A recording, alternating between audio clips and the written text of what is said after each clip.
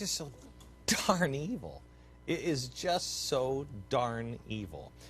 I want to go to Eric and talk a little bit about this story that Amy reported at the top, which is this Egyptian Nazi party. Yeah. Here in America, the press goes crazy about Nazis that might be in the Tea Party when I've never seen a Nazi before. But when there's an actual formation of the Nazi party, they say nothing. Tell me the background. Well, look, the Egyptian Nazi Party they have some long-time roots in Egypt, and and they're very vocal. Now, they say they don't want to kill all Jews, even though they are the Nazi Party, but they've had a long, long history in Egypt. Just a second. Nani, when you hear this, because you were there, yeah. When you hear this, how insulting is that we're in the Nazi Party, yeah. We believe the master race is Egyptian, but we don't want to kill all the Jews? Unfortunately, Egypt and the Muslim world, the Arab world, is so hateful of Jews. It's unbelievable. It's almost synonymous of being a good Muslim. That's because I grew up watching mosques, listening to the Friday prayers, Glenn, and all of it is about hate, total pure hatred. Cursing is very common in the mosques, and the preacher ends his sermon always with, "May God destroy the Jews and the infidels and the enemies of Allah. May their children be orphaned. May their women be widowed." And it's just, I used to watch this as a child, as a young woman, and believe it or not, I never knew it was bad. When you grow up in such hatred, you really think it's normal and holy. So so that's over in Egypt. Now tell me about the Egyptian Nazi Party leader here in America. Well, this guy was Brotherhood. He's more of a Brotherhood guy, Salah Sultan, Muslim Brotherhood guy from Egypt. He was a mainstay in the Muslim community in Columbus, Ohio, on the heartland, Glenn. For years, he lived here. I was at his house, very nice suburb of Columbus, Ohio. Spoke at Islamic schools there. Did you know who he was when you were at his house? Yes, I did. I didn't knock. A fixture in Columbus's Muslim community, at the schools, at the largest mosque in the Columbus area. He was mainstream, met with local community leaders, interfaith dialogue with Jews and Christians. He was mainstream, and Glenn, he is a global Muslim Brotherhood operative who the other day we featured on The Blaze called for death to all Jews who enter Egypt. He was here in America, Brotherhood through and through. Was he saying that kind of stuff when he was here? Well, not on U.S. soil publicly like he is now. Behind closed doors, of course. In the mosques, of course. But then in 2007, 2008, became more vocal. Long story short, appeared on Saudi television and blamed 9/11 on the Jews. That was the beginning of the end here for him in America. Now he's in Bahrain. Now he's back in Egypt. So he's around the Middle East. But he was here for years. Mainstream guy. What does it say to you, Nani, that everybody's starting to say these things out loud anywhere and they don't care? But it's very common in the Muslim world. They curse the Jews, go kill them, and you wonder why there are thousands of Muslim men who are ready to go kill themselves just to kill Jews. This is the normal, that's why we have terrorists. Let me play the sound bite in case you missed it. Here it is. ويقتلون أبناءنا. سنعيد الفتوى التي قلناها في مؤتمر جامعة القاهرة سنة 94 بعد قتل 60 وهم ساجدون في الحرم الإبراهيمي، وما قتل عندنا من المصريين منذ المعاهدة إلى الآن يزيدون عن 140 قتيلا قتل عمد من الصهاينة. أقول في مقابل ذلك، قلت يومها يجب أن يقتل أي صهيوني سائح أو غيره يدخل إلى الكيان إلى مصر. لا نقتل سائحا من أي بلد. نحن نقول الفتوى مخصوصة بهؤلاء الصهاينة الذين دمروا أرضنا وبلادنا وقتلوا أبناءنا وأسالوا دماءنا على أرضنا. So who does that involve? Can I go to Egypt? I was just in Egypt. Could I walk in Egypt now? No, you cannot.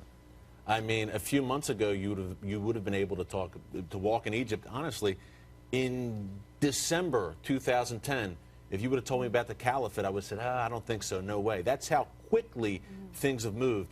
Very interesting. You didn't watch my show then. No. Well, that was January. Come on.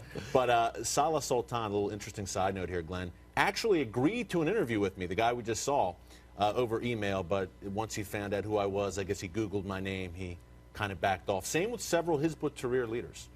Why is it Hizb ut-Tahrir based in Chicago? The key thing about that Chicago base is that that city, for years and years, has been a base, has been a hub for radical Islam. Massive Hamas support infrastructure there. Many arrests there, Glenn, of Hamas supporters, Hamas leaders in and around the Chicago area. Any doubt that the president doesn't know this? Of course he knows. Of course, he was there for 20 years. Of course he knows about it. He knows the radicalism in Chicago's community. Glenn, I was there last year investigating another case in a Pakistani neighborhood in North Chicago. Long story short, these guys were trying to fund the Taliban, work with the Taliban. One of them was involved in the Mumbai attacks. Went to the neighborhood in North Chicago. Honestly, felt like I was in Afghanistan. The men were in Taliban-style garb, a very radicalized area. This is in the heart of Chicago. Okay. So, Nani, let me go to the Christian that is in Iran. I can't believe that this happened in the streets of St. Louis, where a guy, an Arab man, a Muslim, has the Star of David carved into his back. But we also have in Iran and in Egypt the persecution of Christians. Yes. You have the persecution here of Christians, I believe, and all faiths by the left of our nation. But it's different over there. The Coptic Christians, let's start with the Coptic Christians in Egypt. It's an awful situation. I think since the revolution started, there's about 190,000 Coptic Christians who left the country, ran away, all over the world. I'm not sure exactly, but there is also the problem of people who are leaving Islam in Egypt, who are contacting me, pleading with me, how can we come to America? Because if my family just sees my Bible that I'm hiding under my bed, they will kill me. And are the moderate Muslims here in America worried? Worried about what's going on, seeing what's happening over. Unfortunately, the moderate Muslims, or those who don't like to do violence, Muslims who don't like violence, they are silent. They are silent, and that is something that they're silent against what's happening to the killing of apostates. They're silent about the stoning of women that's happening in the name of Islam. All of this is happening in the name of Islam. Only Zoji Jasser, one or two Muslims in America who are speaking, and they are still considering themselves Muslims. You know who controls the conversation in the Muslim community in America? The Muslim Brotherhood. That's not just me saying that. The Muslim Brotherhood's own documents, uncovered by our FBI, named several leading American Muslim groups you see on CNN, New York Times, quoted as moderates. The Brotherhood themselves named these groups as, quote, friends of our organizations. These are our people. Now, our government has these documents. These are Brotherhood documents. Believe it or not, Glenn, captured 10 minutes from the White House in Northern Virginia back in 2004. The Muslim Brotherhood blueprint for America. They lay it all out. They name their allies. Imagine if we had this during World War II, the Nazi blueprint. We have the Brotherhood's blueprint. Our government has it in their possession. Naming groups like You've seen it. You've seen it. It's readily available online, anywhere. We should go through it more. Yeah, we should. The Islamic Society of North America, ISNA. Now, the president of ISNA had a front row seat at President Obama's iftar dinner back in August. Yet he is Muslim Brotherhood. Again, it's not just me saying it. But they're saying Muslim Brotherhood's not a problem. I've read in the Center for American Progress, and George Soros has paid for this report. So you know it's trustworthy. That's hate-mongering speech from you. They don't believe the Brotherhood is a threat. They truly don't believe it. They believe they can use the Brotherhood as a counterweight to Al-Qaeda. Do you believe that? Do you believe that our government really doesn't, they really don't think? I think some people in America, the leadership, are so arrogant. They really believe that, oh, these groups are never going to harm America. America is too big to be harmed. But they don't know that in the 7th century, there was a superpower, and it was a Christian nation called Egypt. And it was not an Arab country. And it was invaded by a much smaller, much less important civilization from the Arabian Peninsula. They came in with their sword. They changed the language of Egypt by force to Arabic and converted the churches into mosques by force. And Egypt never saw its glory days again. It can happen to superpowers. And I want to tell people in America who look at all these groups as so what, so what, so what. And all these groups are very similar. They all have the same objective, which is the Caliphate, whether it's the Muslim Brotherhood, whether it's Hizb ut-Tahrir, or all of them. They want to control the world under Islam.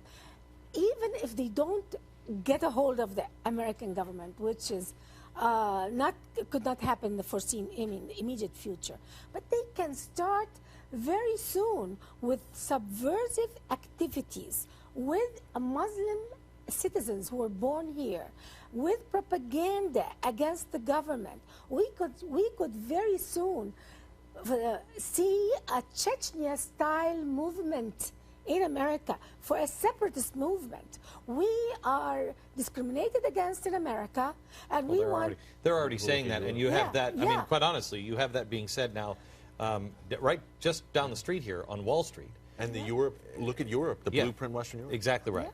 Tell me one more question, then I'm going to get to some solutions here after the break. But tell me the connections between the left and those calling for revolution on the Arab streets and on American streets with Muslims.